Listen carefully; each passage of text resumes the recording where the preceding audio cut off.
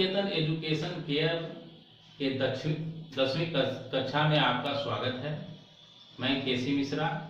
आज हम संस्कृत के व्याकरण विषय पर चर्चा करेंगे और चर्चा करने से पहले मैं आपको यह बता देना चाहता हूं कि आपका जो सत्र का पाठ्यक्रम है उसमें प्रश्न 4 खंडों में पूछे जाते हैं और जिस खंड में व्याकरण के प्रश्न पूछे जाते हैं उसे खंड ग और अनुप्रयुक्त व्याकरण के नाम से जानते हैं। और उस व्याकरण में जो आपको पहला टॉपिक है वह है संधि। और जैसा कि आप जानते हैं पिछली कक्षाओं में भी पढ़े होंगे कि संधि की परिभाषा क्या है, संधि के कितने भेद हैं। तो उन सब का विस्तार आपके इस सिलेबस में नहीं है। आपको केवल इसमें व्यंजन संधि और विसर्ग संधि के बारे में पढ़ना है। लेकिन व्यंजन संधि और विसर्ग संधि के पढ़ने से पूर्व हम और अन्य बिंदुओं पर भी चर्चा करेंगे ताकि हम विषय वस्तु को अच्छी तरह से समझ सकें। और सबसे पहले मैं यह बता दूं कि छात्रों को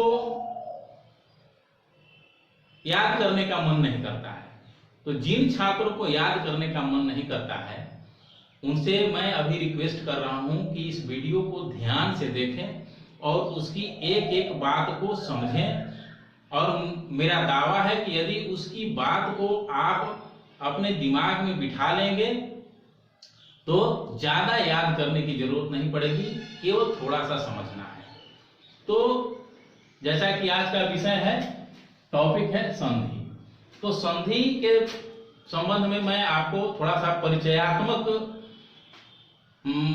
बातचीत कर लेना चाहता हूं कि संधि क्या है। तो प्रश्न पूछा जाता है कि संधि क्या है। तो हम सभी जानते हैं कि संधि दो वर्णों के मेल से जो नया विकार उत्पन्न होता है उसे संधि कहते हैं। आप इसको समझने के लिए बस इतना ही जानिए कि 2 वर्णों के मेल से बना नया वर्ण वह संधि कहलाता है। संधि क्या है? 2 वर्णों के मेल से नया वर्ण। ध्यान रखिएगा, कभी कभी संधि और एक और आता है शब्द जिसका नाम है संयोग। अब उदाहरण के लिए देखिए, क हलंत जोड़ अ बराबर हम ग लिखते हैं और क हलंत जोड़ अ बराबर क लिखते हैं।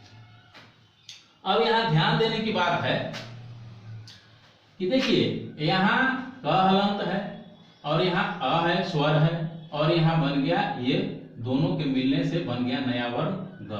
और यहां देखिए यहां भी क है और यहां भी अ है, लेकिन इसमें नया वर्ण नहीं बना, यह केवल क लिखा गया। तो अब समझिए, एक वर्ण ये और एक वर्ण ये, दोनों वर्णों के मिलने से नया वर्ण बन गया। और यहां दोनों वर्णों के मिलने से ये पूर्ण व्यंजन वर्ण बन गया। क का जैसे उच्चारण करते हैं तो इसमें अ की मात्रा का भी उच्चारण होता है, तो इसे हम कहेंगे संधि। और तब प्रश्न उठता है कि तो इसे क्या कहेंगे? दोनों तो यहाँ सेम है, लेकिन तो इसको हम कहेंगे संयोग। अक्सर छात्र इसको समझने में मिस्टेक कर देते हैं, इसलिए जब यह शब्दों में दिया जाता है तो वहां समझ में नहीं आता है कि हम क्या करें क्या न करें, ये संधि है कि संयोग है, और फिर वो समझ नहीं पाते हैं। इसलिए इतना ध्यान देना पड़ेगा कि 2 वर्णों के मेल से जब नया वर्ण बन जाता है तब संधि, और 2 वर्णों का मेल जब केवल पूर्ण व्यंजन बना देता है तो उसको हम संयोग कहते हैं।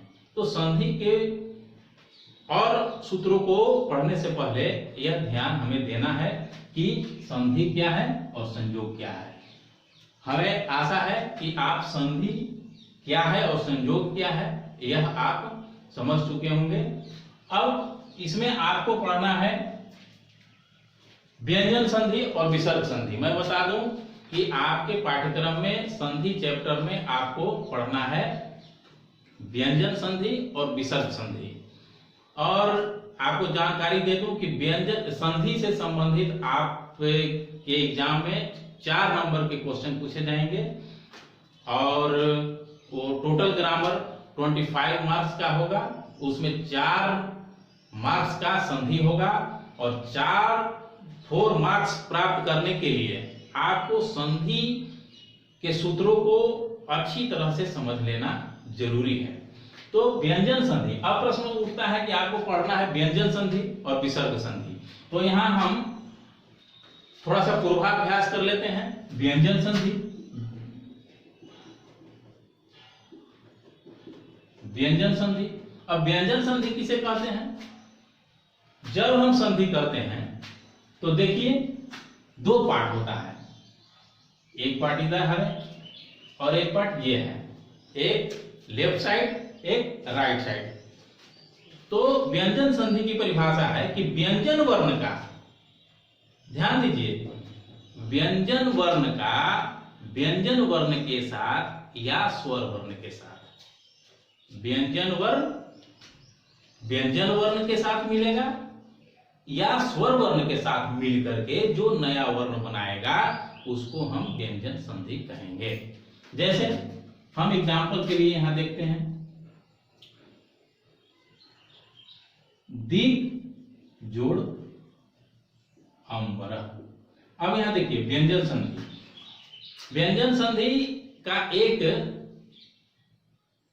बात और आप लोग ध्यान में रखिएगा कि जब हलंत लगा रहेगा तो व्यंजन वर्ण कहलाएगा, और हलंत लगने के कारण व्यंजन संधि को हम हल संधि भी कहते हैं, क्योंकि उसमें हलंत लगा रहता है, इसलिए उसको हम हल संधि के नाम से भी जानते हैं। तो देखिए यहाँ क में हलंत लगा हुआ है, क व्यंजन वर्ण है और इसका मेल हो रहा है अ स्वर के साथ।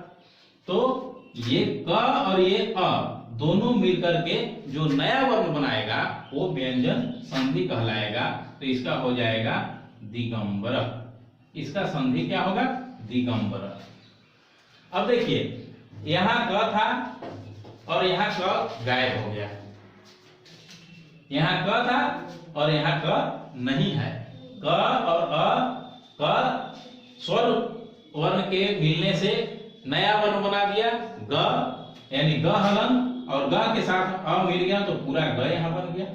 कभी कभी ऐसा होता है छात्र को यह समझ में नहीं आता है कि सर आप यहाँ क हलंत लिखे, क हलंत लिखने का मतलब है कि यह व्यंजन वर्ण है और आधा ग है, लेकिन यहाँ आप ग लिख रहे हैं तो यहाँ आधा ग ही होना चाहिए, लेकिन यहाँ तो आपने पूरा ग लिख दिया, पूर्ण जो है कि व्यंजन आपने लिख दिया, तो ये कैसे हो गया?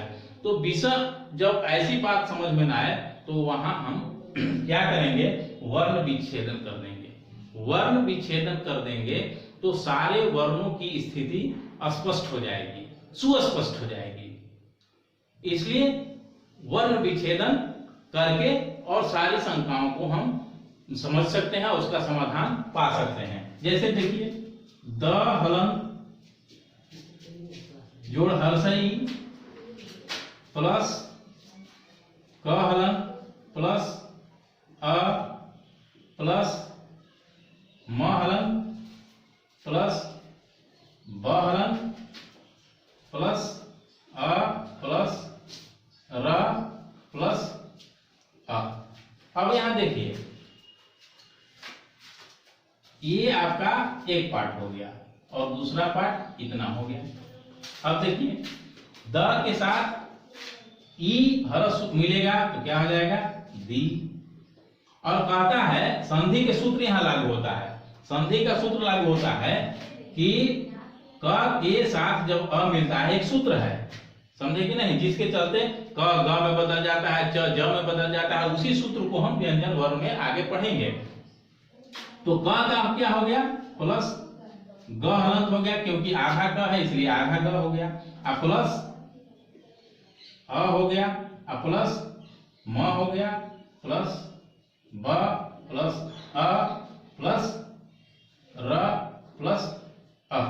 अब देखिए द ई के साथ ग के साथ ई मिलेगा, दी, अब प्लस ग हलंत के साथ अ मिलेगा तो पूरा ग हो जाएगा, अब प्लस म के साथ म आधा है, देखिए यहाँ म आधा है, इसके बाद कोई स्वर नहीं है तो ये आधा ही लिखा जाएगा, तो हम इसको म हलंत लिखेंगे आधा, अब ब के साथ अ मिल गया तो पूर्ण ब हो गया, अब प्लस र के साथ विसर्ग मिल गया तो पूरा रह हो गया। अब इसको हम ऐसे लिखेंगे दिगंबर। अब आप यहाँ आपको मन में एक प्रश्न यहाँ उठ रहा होगा कि सर यहाँ आप म हलंत लिख दिए और यहाँ म को आधा आप इस तरह लिखे, क्यों लिखे? इसको भी हम म हलंत लिखेंगे। जब हलंत लगाने के बाद कोई वर्ण आधा हो जाता है तो हम उसको ज्यों का त्यों ही लिखेंगे।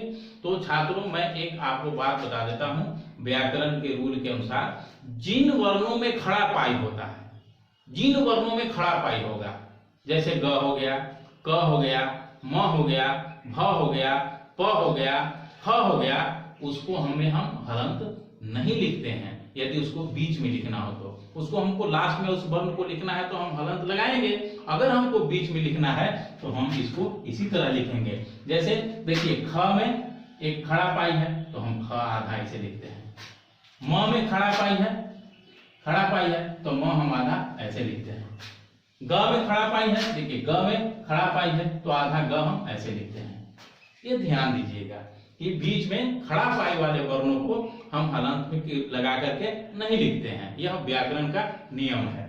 अब आशा है आप संधि की पूर्व अवधारणा को आप समझ चुके होंगे। अब हम आते हैं विषय वस्तु पर। विषय वस्तु पर आते हैं।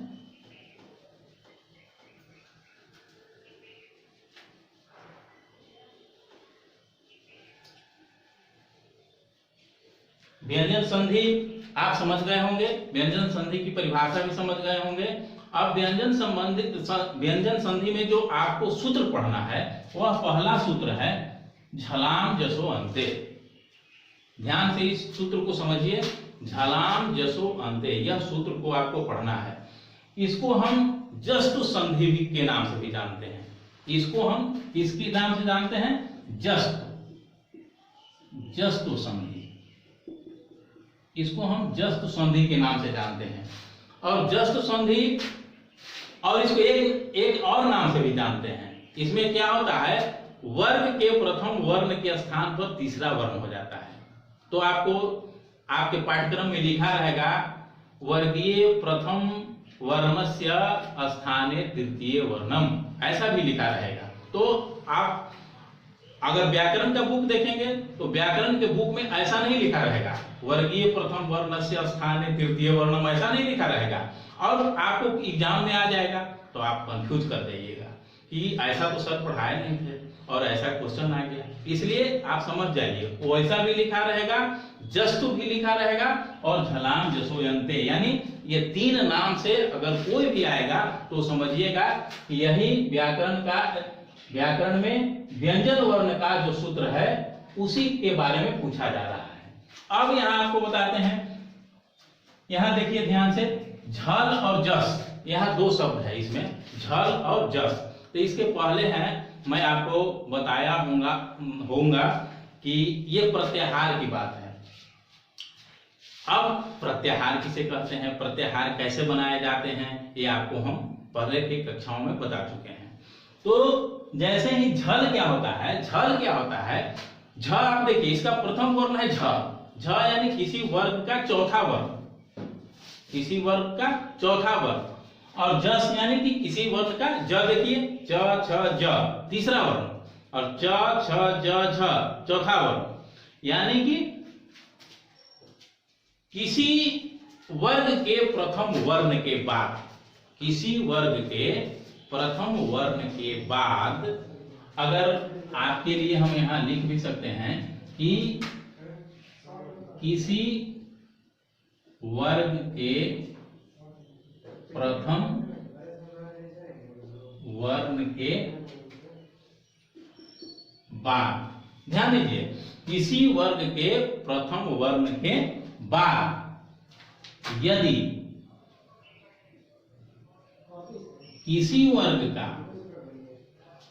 अब वर्ग क्या है, वर्ग समझ रहे होंगे, कवर्ग, चवर्ग, टवर्ग, टवर्ग, मतलब ट से लेकर के अड़ तक आने वाले सभी वर्ण उसमें समाहित हो जाते हैं, 5 वर्ण, उसको हम टवर्ग कहते हैं। क से लेकर के अंग तक ये 5 वर्ण जब समाहित हो जाते हैं जिस वर्ग में, तो उसको हम कवर्ग कहते हैं।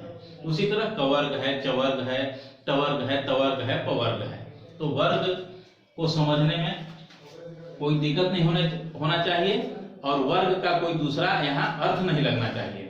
वर्ग का मतलब कवर्ग, चवर्ग, टवर्ग, तवर्ग, पवर्ग। तो किसी भी वर्ग का, कवर्ग का हो, चवर्ग का हो, टवर्ग का हो, तवर्ग का हो, किसी भी वर्ग का लिखा है, किसी वर्ग का, किसी वर्ग के प्रथम वर्ण के बाद यदि किसी वर्ग का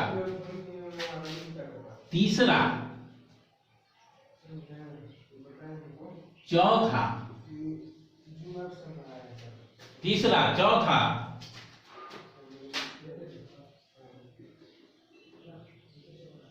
अंतस्थ, तीसरा, चौथा, अंतस्थ,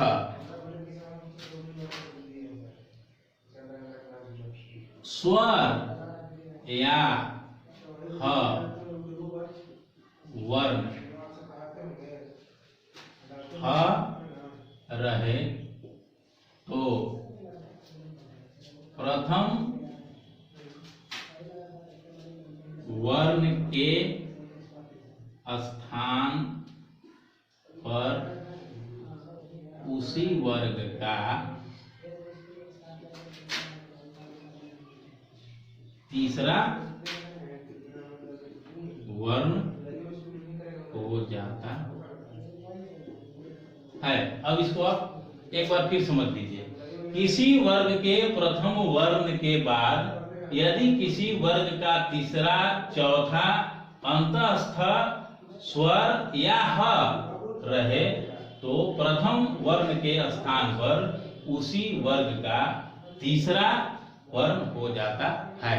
अब एग्जाम्पल देखें, कहता है किसी वर्ण का, मान लीजिए कवर्ग का हम क वर्ण लेते हैं तो लेते हैं दिक्, यथा, यथा में लिखते हैं दिक्। अब दिक् शब्द में देखिए क प्रथम वर्ण है और इसके बाद कहता है तीसरा, चौथा वर्ण, अंतस्थ वर्ण, स्वर या ह रहे तो यहाँ हम लिखते हैं अंबर,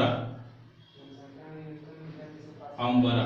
अब देखिए यहाँ स्वर है तो क क्या हो जाएगा, ग में बदल जाएगा, यानी कि क के स्थान पर ग होता है। कहता है कि प्रथम वर्ण के स्थान पर उसी वर्ग का, यानी कि दूसरे वर्ग का हो जाएगा, उसी वर्ग का तीसरा, यानी क का तीसरा क्या हो जाएगा, ग। तो क का तीसरा क्या हो जाएगा, ग। तो हो गया दिगंबर, दिगंबर। अब देखिए, अब जोड़ जम। अब देखिए पवर्ग का यह प प्रथम वर्ण है, पवर्ग का प प्रथम वर्ण, बाद में चवर्ग का तीसरा वर्ण, चवर्ग का तीसरा वर्ण जब, तो प क्या हो जाएगा, कहता है इसी वर्ग का तीसरा वर्ण, तो प का तीसरा वर्ण क्या होगा, ब। तो क्या हो जाएगा, अब इसका संधि हम क्या करेंगे, अब जम, अब जम। अब देखिए तत् जोड़ रूपम। अब देखिए तवर्ग का प्रथम वर्ण, बाद में र है, र कहाँ है, र कौन सा वर्ण है, अंतस्थ वर्ण है, य, र, ल, व, ये चार वर्ण जो है अंतस्थ वर्ण है। तो देखिए तत् जोड़ रूपम, तो त का क्या हो जाएगा, द हो जाएगा, त का तीसरा वर्ण क्या हो जाएगा, द हो जाएगा, यानी कि तद्रूपम। इस तरह से आप इस संधि को आशा है कि समझ गए होंगे। उसके बाद दूसरा है यारो अनुनासिके अनुनासिको वा।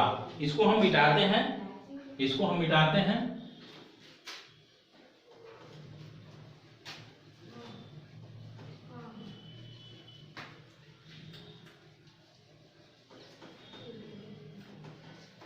अब देखिए ये व्यंजन संधि का दूसरा आपका सूत्र है यरो अनुनासिके अनुनासिको वा।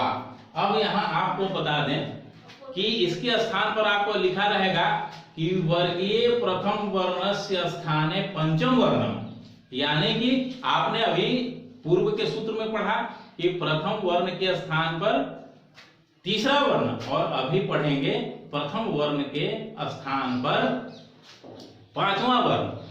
तो इसको हम इस तरह से समझ सकते हैं कि किसी वर्ग के प्रथम वर्ग के बाद, किसी वर्ग के प्रथम वर्ग के बाद अनुनासिक वर्ण रहे तो प्रथम वर्ण के स्थान पर उसी वर्ग का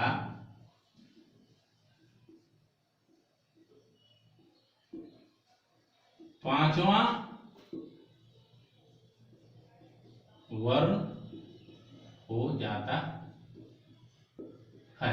अब यहां देखिए, अनुनासिक शब्द पर यहां विशेष ध्यान देना है। अनुनासिक, अनुनासिक किसे कहते हैं? अनुनासिक किसे कहते हैं? अनुनासिक कहते हैं जिनका उच्चारण की सहायता में नाक की सहायता ली जाए, इसलिए वे अनुनासिक वर्ण कहलाते हैं।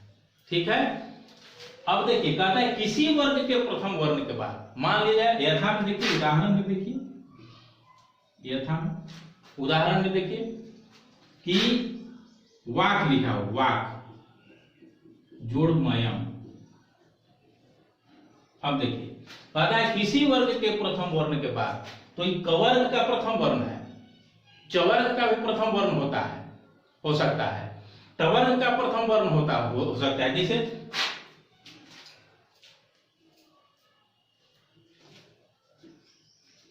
टवर्ग का ही प्रथम वर्ण,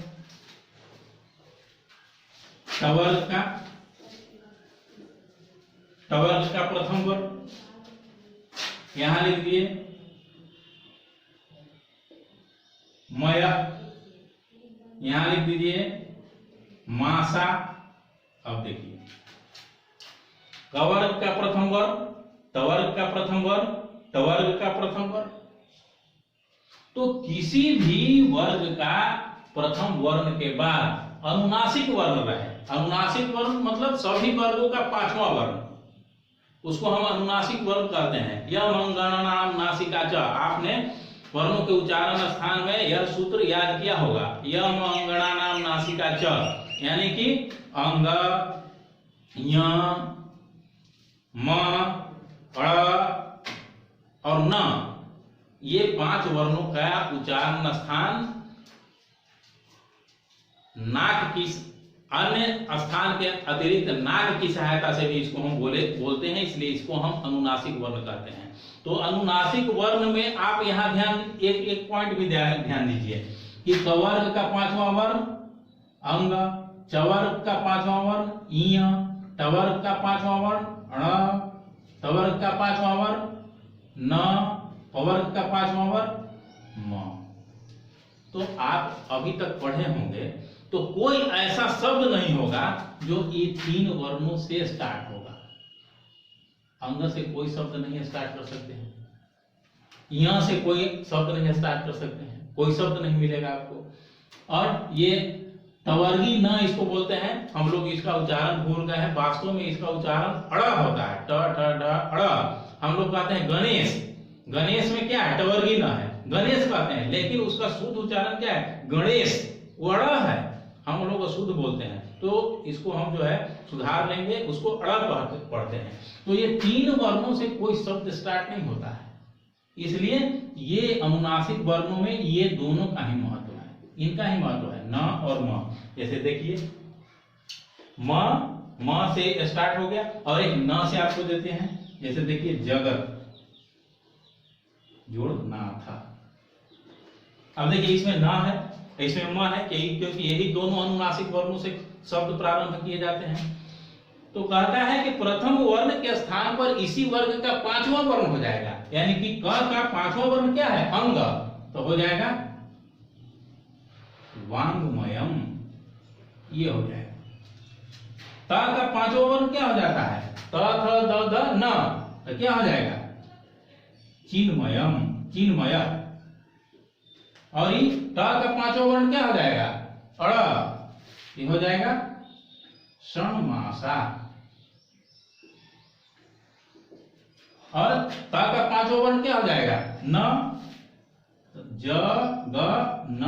ये त का पांचों वर्ण हो गया, आधा त है इसलिए आधा न हो गया, और ये न जगन्नाथ। आशा है आप व्यंजन संधि के दोनों सूत्रों को समझ गए होंगे और इसका अभ्यास करते रहें। आज इतना ही। धन्यवाद।